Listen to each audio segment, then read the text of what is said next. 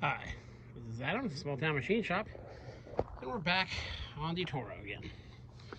So I did a bunch of testing with my circuit tester. I didn't bother filming that because I'm sure you didn't want to watch me endlessly probe things to see what's good and what's bad.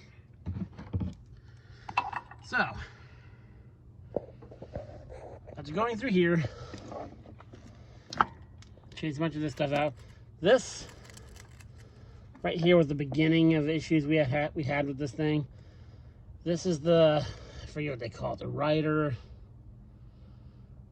occupancy switch or something about it. What all this does is it holds a small charge. So if you hit a bump and you come off the seat switch for just a second, this keeps the mower running.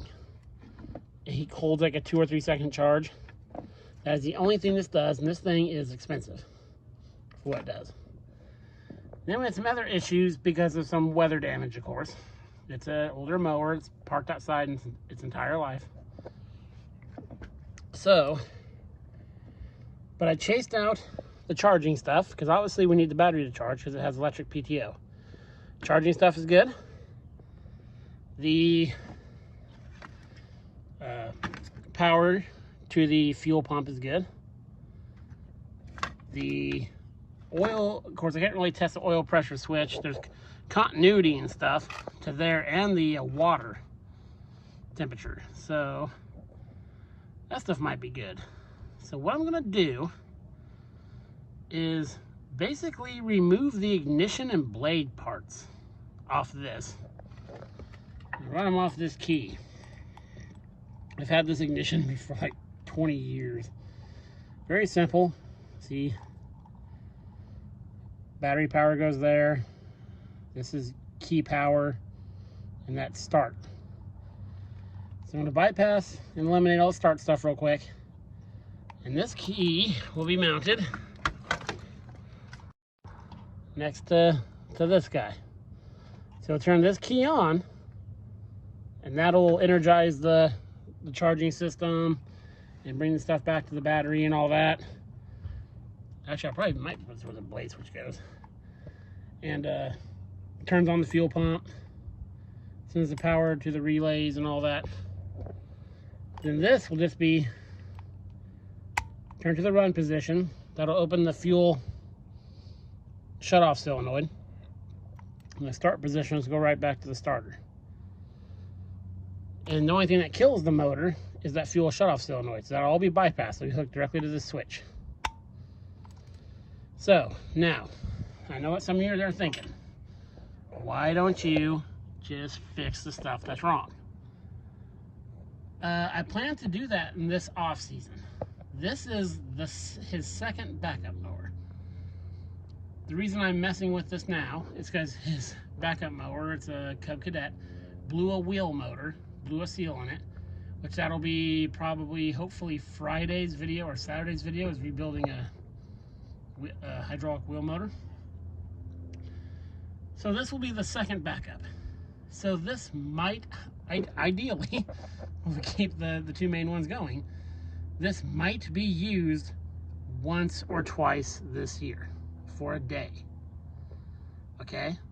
It needs a rewire job because it's been sitting out in the weather its whole life. Everything's faded, all the plastic's brittle and everything. Some stuff's rubbed through on the frame. I've addressed some of that. Needs a few components. And so yeah, it needs, and you know, wiring the stuff takes time, and time is money. The clutch, I'm going to show you guys how to do a repair on a clutch with a broken wire. It's pseudo fixed right there. If I had to guess, with all the wiring and their stuff I would need to do, and mostly the parts I need to order, this thing needs about $800 or $900 worth of money put into it, which isn't bad for what this mower is. But again, it's his second backup mower. So for the 1 or 2 days it might be used, especially beginning of the season, $900 is a little much. So I'm going to get it running And then we'll, you know, I'll test it a bunch, and he'll run it one day to test it. And, you know, because the motor and everything was good when we parked it. Then we'll address that in the off season, whatever. Yeah, this is just for backup purposes right now. So that is why I'm doing it. So what we need to do is run a wire from the fuel shutoff solenoid, which is, sorry about the glare. Let me see here. I believe is this guy right here. I think that's, yeah, that's going in there. So I'll hook a power wire to that. Sorry, can you even see what I'm looking at right there? And then we need to run a wire from the starter solenoid. So I'll grab some wire and some connectors and I'll bring you back. Okay, so we got the wires ran. This blue wire goes to the fuel shutoff solenoid. This white wire goes to the PTO, and the green wire goes down there to the starter.